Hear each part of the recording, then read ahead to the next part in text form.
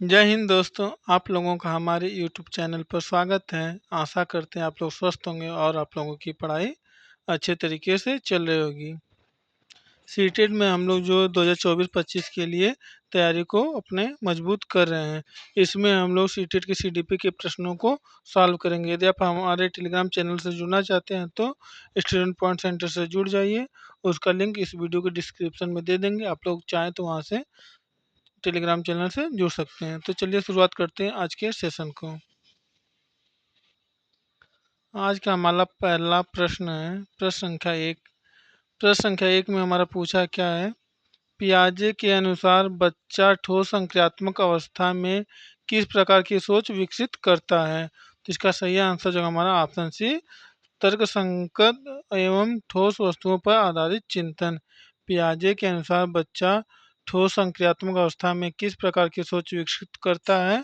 तो इसका सही आंसर जो हमारा ऑप्शन सी, तर्क संगत एवं ठोस वस्तुओं पर आधारित चिंतन। अगले प्रश्न पर चलते हैं। प्रश्न संख्या 2 में दिया है कि लेव वाइगोत्स्की के निकटवर्ती विकास क्षेत्र की अवधारणा का मुख्य उद्देश्य क्या है। लेव वाइगोत्स्की के निकटवर्ती विकास क्षेत्र की अवधारणा का मुख्य उद्देश्य क्या है। तो इसका सही आंसर हो जाएगा हमारा ऑप्शन सी, वह क्षेत्र जहां बच्चा मार्गदर्शन पाकर कार्य कर सकता है। अगले प्रश्न पे चलते हैं। प्रश्न संख्या 3 में पूछा क्या है कि नैतिक विकास का सिद्धांत किसने दिया है। नैतिक विकास का सिद्धांत किसने दिया है। तो इसका सही आंसर जो हमारा ऑप्शन बी, कोहलबर्ग ने। कोहलबर्ग जो है नैतिक विकास के सिद्धांत को दिए हैं। अगले प्रश्न में चलते हैं। प्रश्न संख्या 4 में दिया है कि बच्चों के सीखने में इसके फोल्डिंग का तात्पर्य क्या है। बच्चों के सीखने में इसके फोल्डिंग का तात्पर्य क्या है। तो इसका सही आंसर जो हमारा ऑप्शन बी, मार्गदर्शन एवं समर्थन द्वारा धीरे धीरे आत्मनिर्भर बनाना। इसके फोल्डिंग द्वारा बच्चों का मार्गदर्शन एवं समर्थन द्वारा धीरे धीरे आत्मनिर्भरता बढ़ाया जाता है। अगले प्रश्न में चलते हैं। प्रश्न संख्या 5, इसमें पूछा है क्या, हावर्ड गार्डनर का बहुबौद्धिकता सिद्धांत किस बात पर बल देता है। हावर्ड गार्डनर का बहुबौद्धिकता सिद्धांत किस बात पर बल देता है। तो इसका सही आंसर है हमारा ऑप्शन सी, विविध प्रकार की बुद्धियों का अस्तित्व। हावर्ड गार्डनर जो है बहु बहुबुद्धि सिद्धांत विकसित किया था, जिसमें विविध प्रकार की बुद्धियों का अस्तित्व रखा जाता है। अगला प्रश्न है प्रश्न संख्या 6 में पूछा कि संचलात्मक अनुबंधन किसने प्रस्तुत किया। संचलात्मक अनुबंधन किसने प्रस्तुत किया। तो इसका सही आंसर हो जाएगा हमारा ऑप्शन बी, स्कीनर ने संचलात्मक अनुबंधन को प्रस्तुत किया। अगले प्रश्न पे चलते हैं। प्रश्न संख्या 7, इसमें पूछा है कि शिक्षण में बच्चा केंद्रित पद्धति किस मनोवैज्ञानिक दृष्टिकोण पर आधारित है। शिक्षण में बच्चा केंद्रित पद्धति किस मनोवैज्ञानिक दृष्टिकोण पर आधारित है। तो इसका सही आंसर हो जाएगा हमारा ऑप्शन बी, रचनावादी। अगले प्रश्न पे चलते हैं। प्रश्न संख्या 8, इसमें पूछा है कि ज्ञान का निर्माण सामाजिक अंतर्क्रिया से होता है, यह विचार किसका है। ज्ञान का निर्माण सामाजिक अंतर्क्रिया से होता है, यह विचार किसका है। इसका सही आंसर हो जाएगा ऑप्शन बी, वाई गोस्वाकी। ज्ञान का निर्माण जो सामाजिक अंतर्क्रिया से होता है, यह कथन वाई गोस्वाकी महोदय ने दिया है। अगला प्रश्न है प्रश्न संख्या 9, इसमें पूछा है कि कौन सा कथन बाल केंद्रित शिक्षा की विशेषता नहीं है। कौन सा कथन बाल केंद्रित शिक्षा की विशेषता नहीं है। तो इसका सही आंसर जो है हमारा ऑप्शन बी, शिक्षक प्रधान शिक्षा। अगले प्रश्न पे चलते हैं। प्रश्न संख्या 10, इसमें हमारा पूछा है कि पियाजे के अनुसार पूर्व संचलात्मक अवस्था का प्रमुख लक्षण क्या है। पियाजे के अनुसार पूर्व संचलात्मक अवस्था का प्रमुख लक्षण क्या है। तो इसका सही आंसर जो हमारा ऑप्शन है, आत्म केंद्रित चिंतन। अगला प्रश्न है प्रश्न संख्या 11, इसमें पूछा है कि शिक्षक यदि बच्चों को सोचने, प्रश्न करने और खोज करने का अवसर देता है तो वह किस प्रकार की शिक्षण पद्धति अपना रहा है। शिक्षक यदि बच्चों को सोचने, प्रश्न करने और खोज करने का अवसर देता है तो वह किस प्रकार की शिक्षण पद्धति अपना रहा है। तो इसका सही आंसर जगह हो जाएगा हमारा ऑप्शन ए, संरचनावादी पद्धति। अगला प्रश्न है प्रश्न संख्या 12। इसमें पूछा है कि बाल विकास में समीपीकरण और समायोजन शब्द किससे संबंधित हैं। बाल विकास में समीपीकरण और समायोजन शब्द किससे संबंधित है। तो इसका सही आंसर जगह हमारा ऑप्शन बी, पियाजे। अगला प्रश्न है प्रश्न संख्या 13। प्रश्न संख्या 13 में पूछा है कि बच्चे की रुचि और उसकी गति के अनुसार सीखने की प्रक्रिया को क्या कहते हैं। बच्चे की रुचि और उसकी गति के अनुसार सीखने की प्रक्रिया को क्या कहते हैं। इसका सही आंसर जगह हमारा ऑप्शन बी, भिन्नीकृत शिक्षण। बच्चे की रुचि और उसकी गति के अनुसार सीखने की प्रक्रिया को हम लोग क्या नाम से जानते हैं, भिन्नीकृत शिक्षण विधि के नाम से जानते हैं। अगला प्रश्न है प्रश्न संख्या 14। इसमें पूछा है कि कोहलबर्ग के अनुसार सामाजिक अनुबंधन उन्मुखता नैतिक विकास की किस अवस्था में आती है।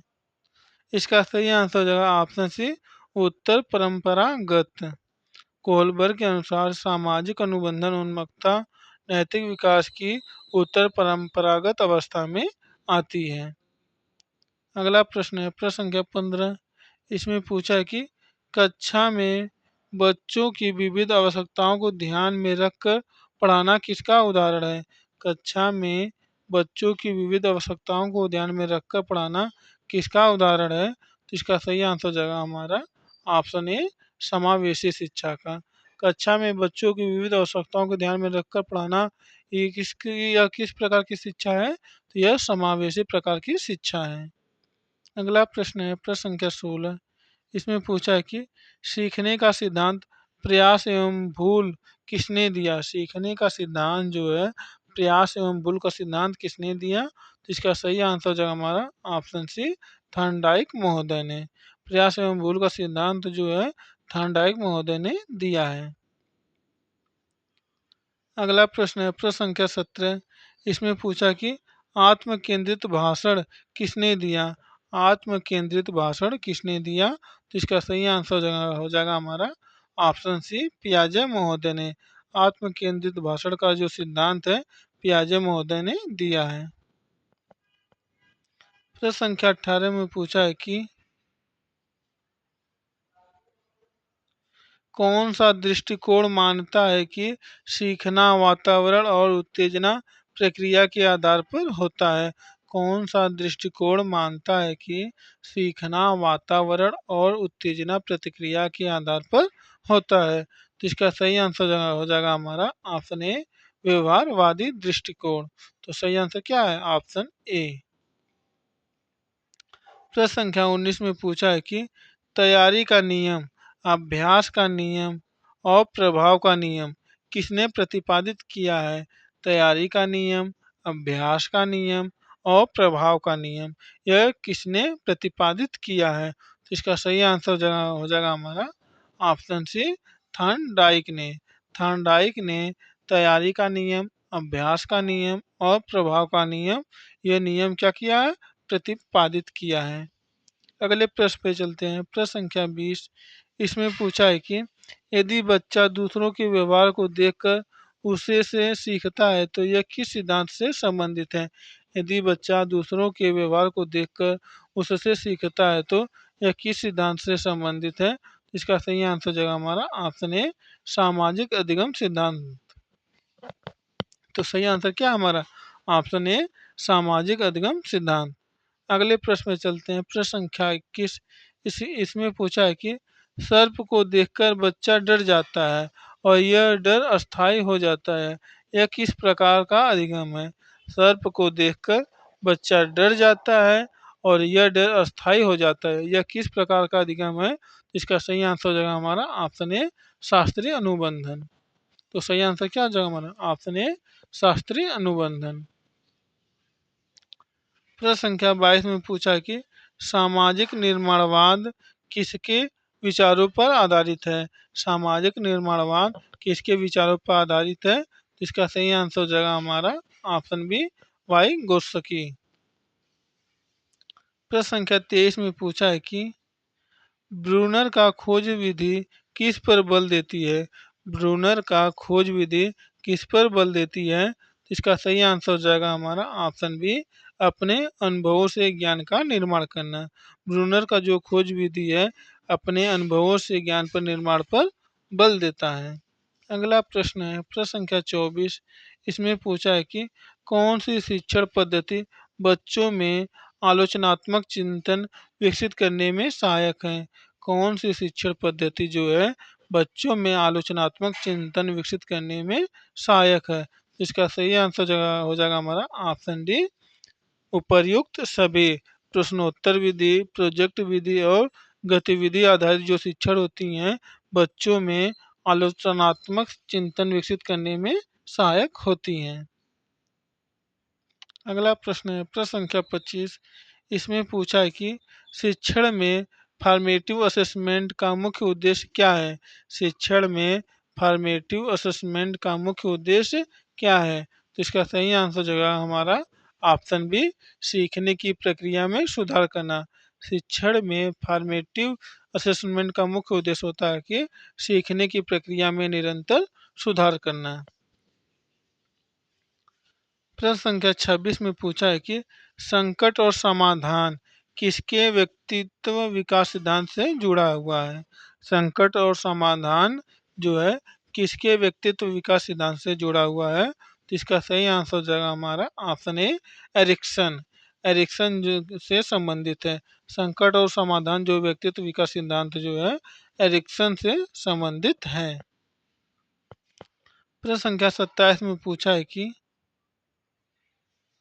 बालक के सीखने की गति का निर्धारण मुख्य रूप से किससे होता है। बालक के सीखने की गति का निर्धारण मुख्य रूप से किससे होता है। इसका सही आंसर हो जाएगा हमारा ऑप्शन सी वंशानुक्रम एवं वातावरण दोनों। वंशानुक्रम एवं वातावरण द्वारा दोनों के द्वारा बालक के सीखने की गति का निर्धारण किया जाता है। अगला प्रश्न है प्रश्न संख्या 28। इसमें पूछा है कि सांस्कृतिक उपकरण की अवधारणा किसने दी। सांस्कृतिक उपकरण की अवधारणा किसने दी। तो इसका सही आंसर जो हमारा वाई गोत्सकी। तो सही आंसर क्या हमारा ऑप्शन ए वाई गोत्सकी।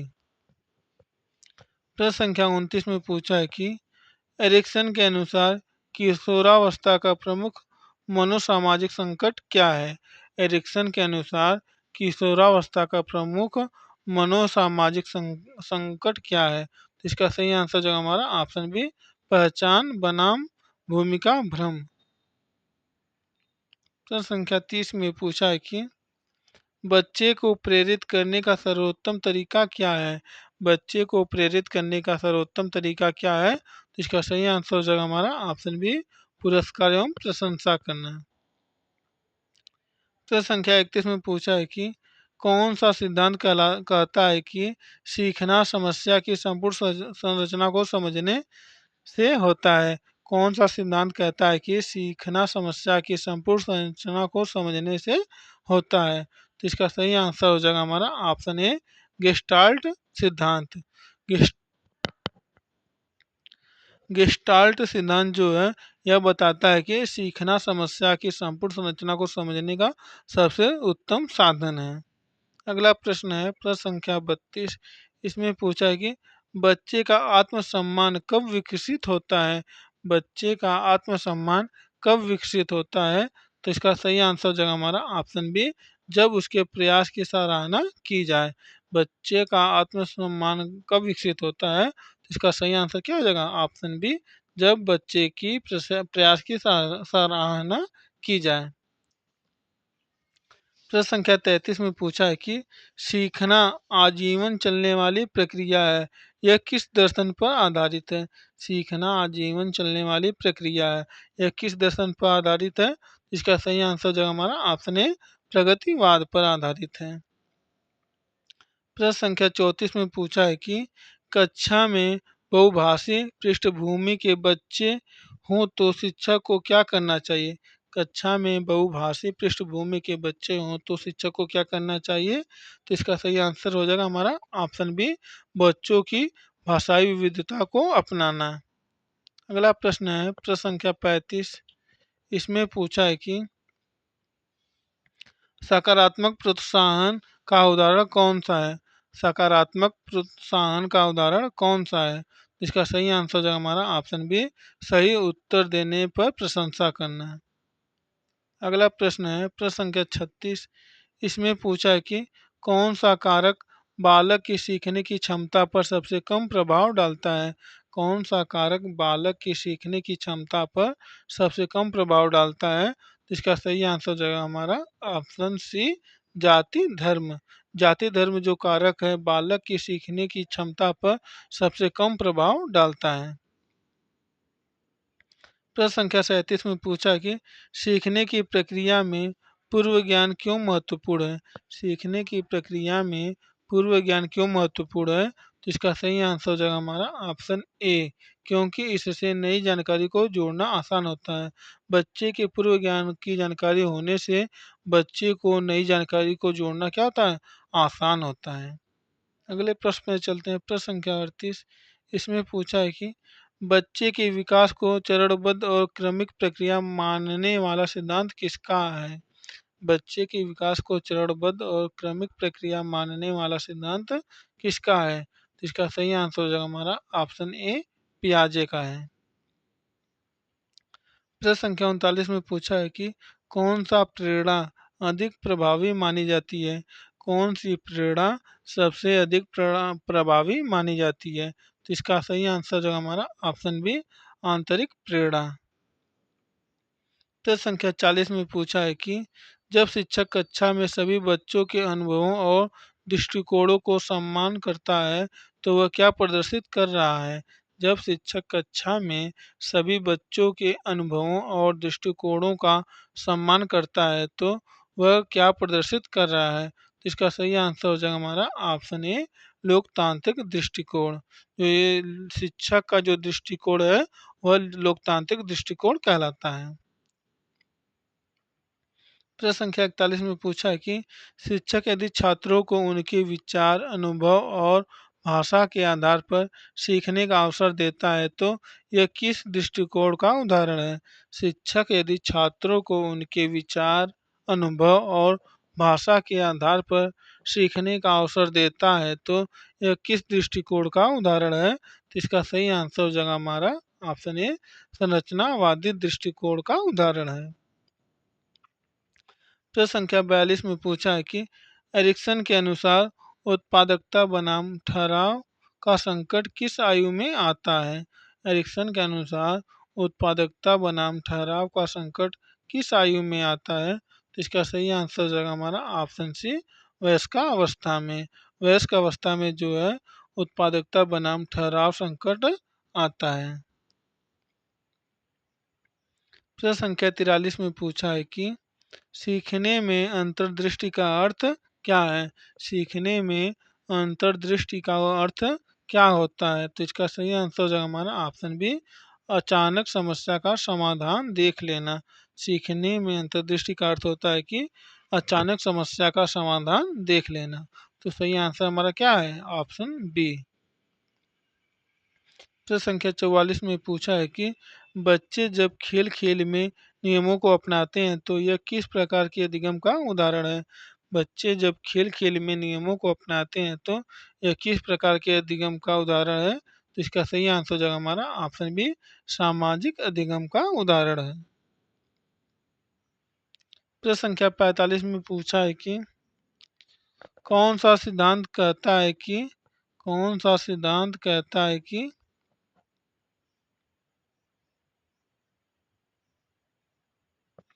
व्यवहार परिणामों से प्रभावित होता है। कौन सा सिद्धांत कहता है कि व्यवहार परिणामों से प्रभावित होता है। तो इसका सही आंसर हमारा हो जाएगा ऑप्शन बी, संचालात्मक अनुबंधन। संचालात्मक जो अनुबंधन जो है व्यवहार परिणामों से प्रभावित होता है। प्रश्न संख्या 46 में पूछा है कि समावेशी कक्षा का मुख्य उद्देश्य क्या है। समावेशी कक्षा का मुख्य उद्देश्य क्या होता है। तो इसका सही आंसर हो जाएगा हमारा ऑप्शन बी, सभी बच्चों को समान अवसर प्रदान करना समावेशी शिक्षा का उद्देश्य होता है। प्रश्न संख्या 47 में पूछा है कि कक्षा में सहपाठी अधिगम कराने का मुख्य लाभ क्या है। कक्षा में सहपाठी अधिगम कराने का मुख्य लाभ क्या होता है। तो इसका सही आंसर हो जाएगा हमारा ऑप्शन बी, बच्चे एक दूसरे से सीखते और सहयोग करते हैं। अगला प्रश्न है प्रश्न संख्या 48। इसमें पूछा कि कौन सा कथन आत्मनियंत्रित अधिगम को सही दर्शाता है। कौन सा कथन आत्मनियंत्रित अधिगम को सही दर्शाता है। तो इसका सही आंसर हो जाएगा हमारा ऑप्शन सी, बच्चा अपने लक्ष्य, रणनीति और प्रगति का पर स्वयं नियंत्रण रखें। अगला प्रश्न है प्रश्न संख्या 49। इसमें पूछा है कि संवेदनशील अवधि शब्द का प्रयोग सबसे पहले किसने किया। संवेदनशील अवधि शब्द का प्रयोग सबसे पहले किसने किया। इसका सही आंसर हो जाएगा हमारा ऑप्शन बी, मारिया मॉन्टेसरी ने। संवेदनशील अवधि शब्द का प्रयोग सबसे पहले मारिया मॉन्टेसरी ने किया था। आज का हमारा अंतिम प्रश्न है प्रश्न संख्या 50। इसमें पूछा है कि जब शिक्षक बच्चों को उनके सीखने में आत्मचिंतन करने का अवसर देता है तो वह किस कौशल को प्रोत्साहित कर रहा है। तो इसका सही आंसर हो जाएगा हमारा ऑप्शन ए, आलोचनात्मक चिंतन। जब शिक्षक बच्चों को उनके सीखने में आत्मचिंतन करने का अवसर देता है तो यह किस प्रकार का प्रोत्साहन है। तो यह आलोचनात्मक चिंतन प्रकार का प्रोत्साहन है।